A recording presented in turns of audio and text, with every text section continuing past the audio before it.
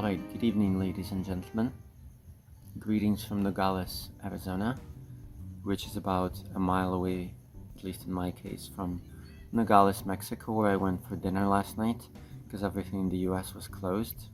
I called or texted my mom and I was like, I'm walking to Mexico for dinner. Yeah, I crossed the border 4 times yesterday for work and for dinner. But let's get down to the nitty-gritty. First, however, to avoid nasty comments from very fastidious people like my mom and others who say I don't look at the camera, I'm gonna have my friend Dino helping me here. Dino is this handsome dude right here, and he's gonna be helping me with the quality of my gazing, whatever that means. Alright, so this is gonna be a bit of a stream of consciousness, but we're gonna talk about a job I just finished. And it turns out that I didn't do too bad of a job because apparently I didn't finish it. I thought I finished it. But the job was, and I hope you're intrigued with the name, The Goblin is in the Glue. You'll find out all about glues and goblins by the end of this clip, so stay with me. Stick and stay, it's bound to pay. Alright, so this is about a 4-day job, interpreting job that I did between Tijuana and Nogales. And to give you the context, wow, Dino has really big, gazing, penetrating eyes.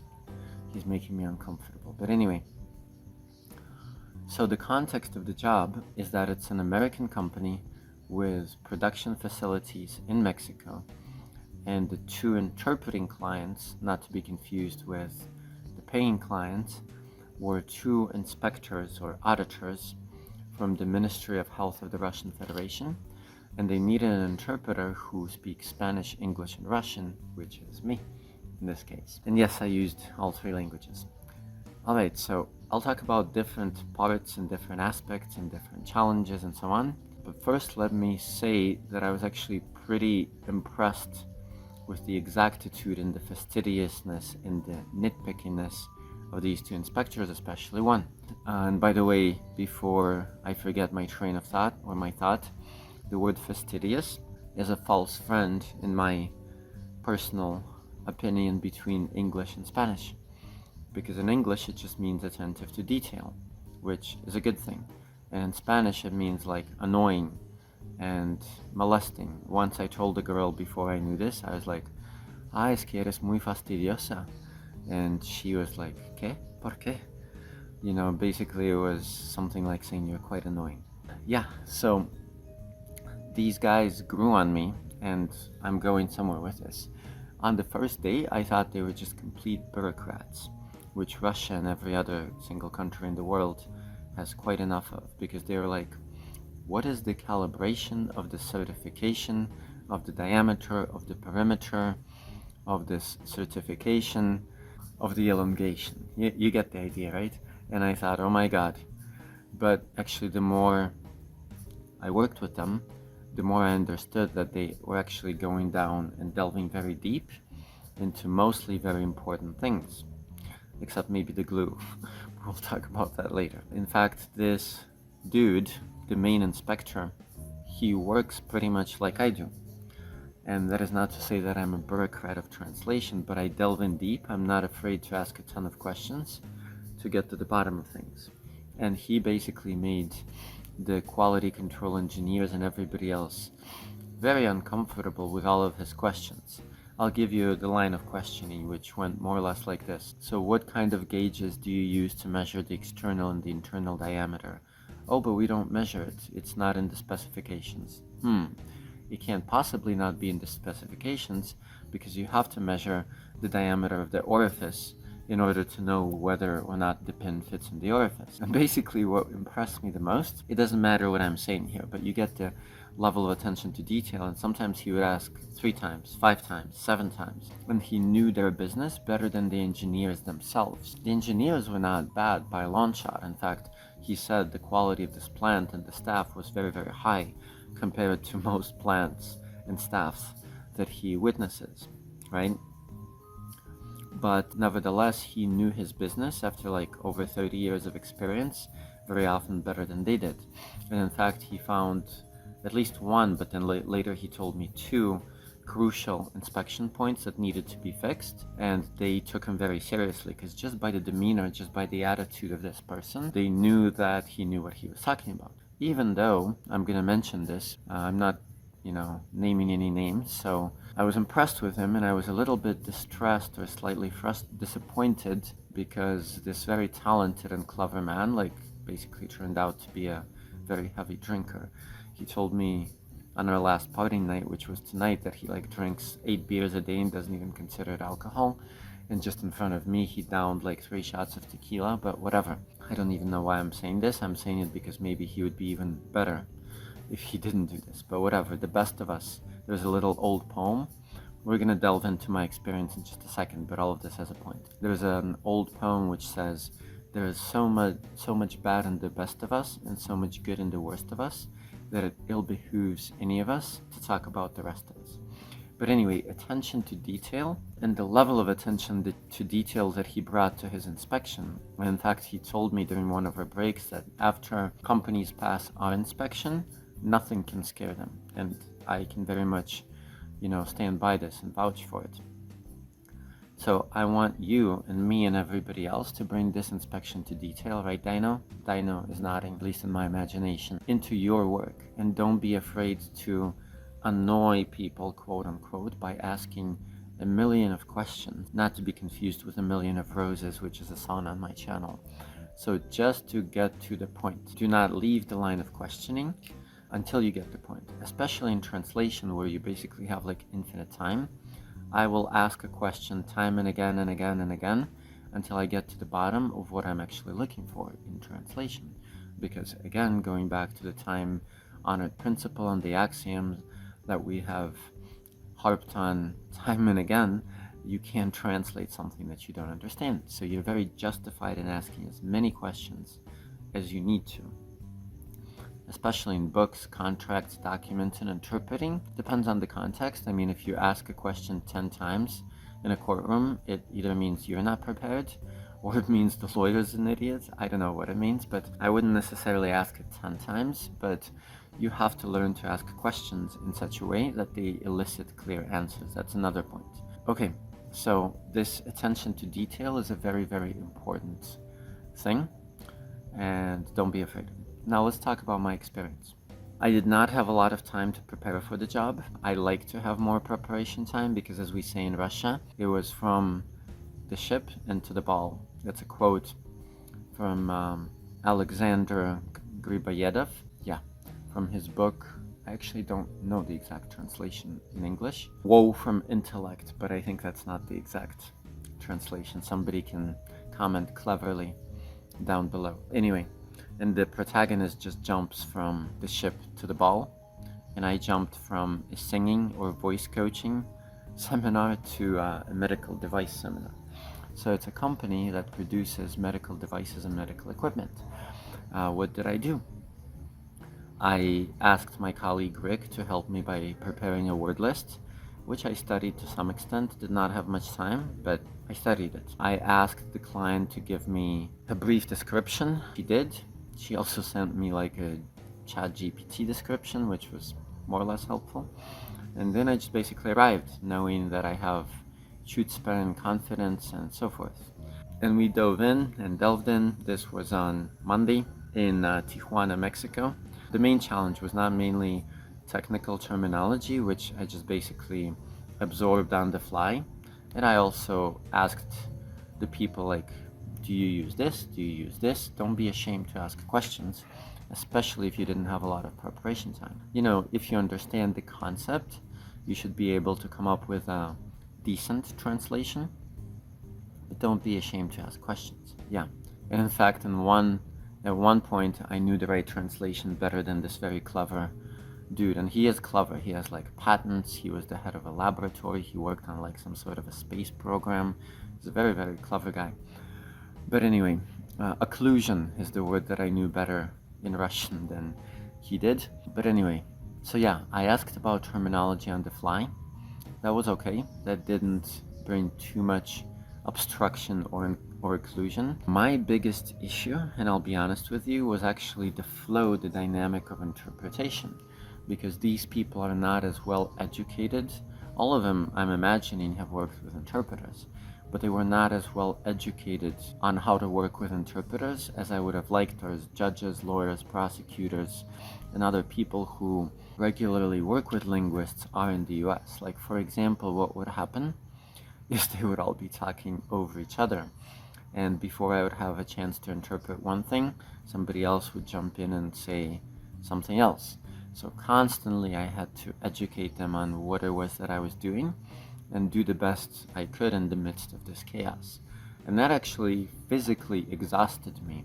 So once again, to bring the point home, controlling the flow of communication in interpreting is crucial. I did it to the best of my ability, but it wasn't easy.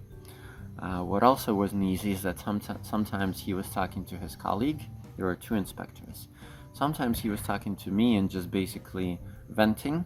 Sometimes he was talking to somebody else. But despite his actually very pleasant demeanor and his high intellect, his communication skills could stand some improvement. Like sometimes he would direct his communication into the middle of nowhere. Right, Dino? Dino thinks that's just shameful. And he would basically be speaking with nobody listening because they were all like rustling their papers and trying to deal with his last request. So he was speaking into thin air, and I was like, what exactly am I supposed to do? Because nobody is listening to him. And once he finishes, I have to get somebody's attention. So that was another task that I had to do, is basically not just be an interpreter, but be his communication device. So it was upon me to secure the attention of the right person, or at least some person, right? So when he would finish, I would be like, Jessica or Kevin. These are invented names. I'm not using real names. Or later on in the interpretation process, I would say, wait a minute, Ivan. His name was not Ivan. But whom exactly are you directing this communication to? And he would be like, Jessica, you know? Or sometimes he would say, it doesn't matter. So part of the interpretation process, because it's part of communication, is to secure the attention of that person. I'm going to take a slight detour and go off on a tangent and tell you a cute story. One time I was talking to this dating coach. His real name I will voice. It was David, because David knows his business, or at least knew his business before, about how to approach girls. But what he said to me was absurd. Like, we were discussing my last approach, and I said, you know, David, I did not get her attention. That was the problem. Like, she just walked right past me. I didn't grab her attention.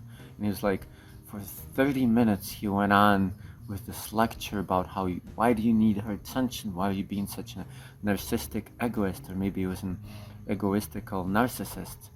And I couldn't bring this point home to him, that you need attention for any sort of a communication to happen. You have to grab the person's attention, and you have to give them your attention, obviously. When we were actually having dinner after the job, and no, there's no conflict of interest in this, but in a dinner setting, he was very, very pleasant, and he was a better communicator somehow than he was in his work environment. But that was another challenge, that I had to be his communicator. What else? Sometimes I would be doing simultaneous, sometimes I would be doing consecutive. I brought my own simultaneous equipment, even though I was told the job was consecutive. But that's another point. You be the professional. You be the, I don't want to say monarch, but you be the decider of what to do, how to do it, as far as the interpretation.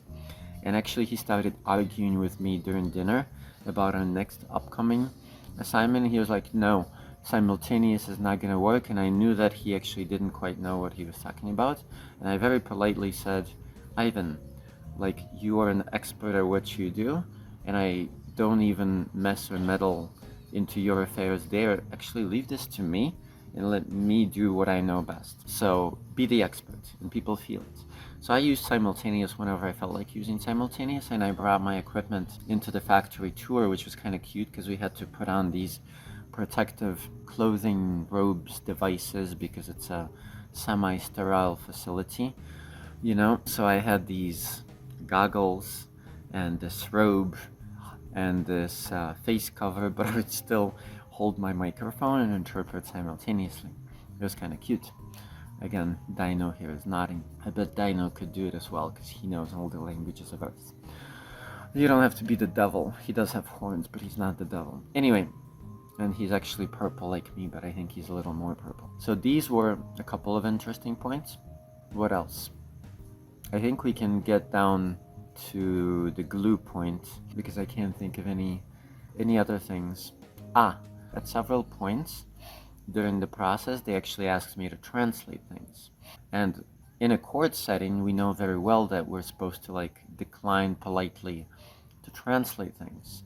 And in this case, there was no conflict, quote unquote, of like capability or expertise for me to translate something. Honestly, it was just out of my own quote unquote laziness and the lack of desire to do it, because I was working hard anyways. When they had a representative who was getting paid to be translating all the documentation, so the first time I actually declined it. The second time I just said, it's actually not part of my job, and it's better to do a translation as a translation. If you want me to interpret these technical headers for you, it's best for me to have the specialist from the plant here and ready to answer questions. And he was not ready to translate it there and then, but I said, I will do it for you. It's not my job. I will do it as a favor, so go on and send it to me. And he was like, we'll see. Maybe we'll just send it to Olga, the representative, who's actually not Olga. So it's another way to politely stand your ground, and you can totally do him a favor. Like, for example, with this girl, she wanted to go to the ocean with her Mexican friend that she met on the beach the day before, and she had no way to communicate with her except Google Translate. So I just went to the beach with him and I interpreted for 2 hours. I didn't charge him for this time, but I like going above and beyond. I even bought him 2 drinks. I wasn't trying to hit on these girls. They're not my type anyways. I just did him a favor because I like doing favors. I like using my skills. So anytime you feel like doing something pro bono, by all means do it. Okay, about the glue. Well, the glue honestly is just a play on the devil is in the details idiom, because she was asking him about glue, but glue alliterates with goblin like devil does with detail. So the glue is in the goblin means that she too was very thorough about her part of the bargain, which was documentation. She was mainly very interested. That's why I thought at first they were like bureaucrats, but they were very interested in the documentation being exactly right, so on and so forth. She kept asking him like 20 times, where's the certificate of validation for the glue? Who is your provider? Blah, blah, blah, blah, blah. And everybody was sort of annoyed by it, and even her colleague, the one that I said was very clever and so on, he was like, why do we even need this? Samira, her name was not Samira, but she was Oriental, actually from Bashkiria, which is a part of Russia. But she was like, what about this glue? And I need to know about this glue. And like once she clung on like a bulldog, she would not let go. And I very much respected that. And that's how I think you should be in translation interpreting, and not just you, me as well, and definitely Dino. So yeah, I think that brings us to the end of the Glues and the Goblin episode. I would like to talk to you. Oh, no, not quite. There was another episode which I'm actually sort of sorry about. My colleague Andre, who was more than a cameo, he made more than a cameo appearance. I would say he had a very principal role in some of my webinars, but he said don't feel bad about it. But basically there was an incident when the principal inspector said to the client, he said, we don't want the previous interpreter who did the previous inspection for us remotely, which was not me. Like, they had a previous remote inspection, then there was an on-site inspection which I interpreted, and then next week there was going to be another remote inspection. And he said, we don't want this interpreter because she was just not getting it right, we were confused and so on. And I interpreted it, and I kind of felt bad because even though it means a job for me, possibly, or even likely, I don't like to, step on the toes of my colleagues. And I even said, like, well, if it's just a question of terminology, let me help her, because now I feel like, not necessarily a fish in water, but I feel relatively versed. And they're like, no, it wasn't just terminology, it was her interpreting skills. I said, okay. But I felt bad about it. But when you demonstrate competence, that's what Andre told me, like, no, don't feel bad, because you demonstrated competence and they now have a standard to compare to. And so they realized that what happened last week was not up to par. So it's good, set a high bar, set a high standard, be the standard yourself, and that actually makes other people more disciplined, because if other people want to get jobs, then they have to be as good as you or better. But don't let anybody be better, not even me. That should be your goal. So let's end off, because I think Dino is hungry and thirsty, and so am I. And I'm probably going to go chill and read a book about the matter of England. I kinda wish I were in England. But yeah. Another tip. Sorry, I feel like talking to you. I almost wish I could be talking to you live in an audience. But another point I want to bring home. Actually, jobs, well-paid jobs. I won't even be afraid to say how much I got for this. Somehow there is some sort of a hidden standard. You know, there are like obvious, transparent standards, and there are also hidden standards. And the hidden standard in our profession sometimes is don't talk about rates. And why the hell not? Why shouldn't we talk about rates? So anyway, I got 1,000 a day for this job plus expenses paid. And actually the company was really good, because they were not bureaucratic. They trusted me. Like, I provided them, some receipts and documents, but not all. I just said, there was another taxi which I can't necessarily document because it was on the Mexican side, and there was this, and they're like, okay, so I really like and try to always further and nourish and promote trust-based relations and relationships, not relations. Relations too. Do you know the difference between relations and relationships? Because if not, actually look it up. Yeah, what was the point? I went off on a tangent. And that was actually another tangent, but it's important. This guy, he's clever. He's not as bad as some people, but the way he sometimes phrased his statements or questions, I was like, what? He was going all over the place.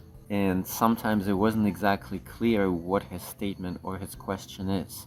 And he was repeating himself like 3 or 4 times. And you have to be able to deal with that sort of speakers. So that was another challenge. And the way you deal with it is you delve into the essence and interpret the essence, basically. And that's actually where this skill comes in, to almost telepathically read, perceive, observe. Obviously, like, I observed him and listened to his questions during the 4 days, so I already knew where he was going. And by the end, I knew almost immediately what he was asking. But part of it is probably telepathy. Okay, so the way I got these well-paying jobs, and there are actually 2 other inquiries coming in, is actually it has nothing to do with translation interpreting itself. But I staged a concert in Mexico. Then I did another pro bono interpretation job. We did it at a church, which was a win-win for everybody. It was a win for us, a win for the church. So I basically did a lot of very good work, pro bono work, for my friends and for good causes. And then suddenly, accidentally, this job just pops up. And the law at work here is, 1, when you do good things, the universe rewards you. And 2, when you make yourself known, when you put yourself out there very visibly and get attention. Quantity is important here, not just quality. Quantity. During the concert, I was heard by over, I think, 1 million people. And there was a big audience at the singing seminar at the church. So, do good things, put yourself out there in any way, shape, or form. It doesn't have to be translation and interpreting, and good things will come in. I'll leave you with a funny story, and then Dino and I really want to toast to something or other, the successful completion of the job. Okay, one other tangent. Before I end off, I'm going to be vulnerable with you guys, because, I'm talking about how cool I am, and I definitely am, maybe even cool squared. But I'll tell you that in this job, I wouldn't even give myself an A. I'd probably give myself a B+. In some aspects an A, like when we got to the concluding arguments, or the more creative parts where actual communication was happening, it was much more fluid and fluent. But for example, there was one pun which I did not interpret, and now I know how I would have interpreted it, but hindsight, everything is simple. And the pun in Russian was "Будем петь и пить." Петь is to sing, пить is to drink, and it should have been something like "Our lips and our goblets will sing," because at least that's figurative and creative. And I forgot what I said. Maybe it like half got the pun across, but it didn't totally. So yes, even I make mistakes, and even Magnus Carlsen, the highest ranked chess player in the world, makes mistakes. I saw a game of his recently where he actually blundered, I think, a knight or a bishop, and he came back and beat another grandmaster. So that's another lesson, is be so good that you will come back from a blunder, because all of us will make blunders, even the best of us. So you have to be able to come back from the blunder. Oh yeah, the cute story. The cute story about promotion is that years ago, I learned about doing street hellos, like saying hellos to girls. And I went out on the streets of St. Petersburg and I said like over 1,000 hellos. And then before that, I also interpreted, actually also pro bono. Well, it wasn't quite pro bono because it was like part of a book project, but I didn't charge specifically for the interpreting itself. I was interpreting for Grand Cardone in Moscow, and there were nearly 1,000 people there. And all of this brought me not only new jobs, but also like a very cool and cute girl writes me through Facebook, and then later she becomes my girlfriend. It didn't work, obviously, because, you know, I'm Vladimir and I'm stubborn and impossible to get along with, but it worked then. So the point is, do good things, put them out into the universe. That's more important than receiving. Giving is more important than receiving, and the receiving part will come. To make myself vulnerable once again, there is a biblical expression, something along the line of the hand of the giving will never be empty. I don't know if that's the exact biblical quote, so there, I'm telling you that I don't know how exactly I would have interpreted this quote, but something along the lines. Alright, with that, I'm gonna bid you farewell, go read a book, maybe do something else, and hit the road to San Diego tomorrow, and fly to Minneapolis on Monday. Cheers.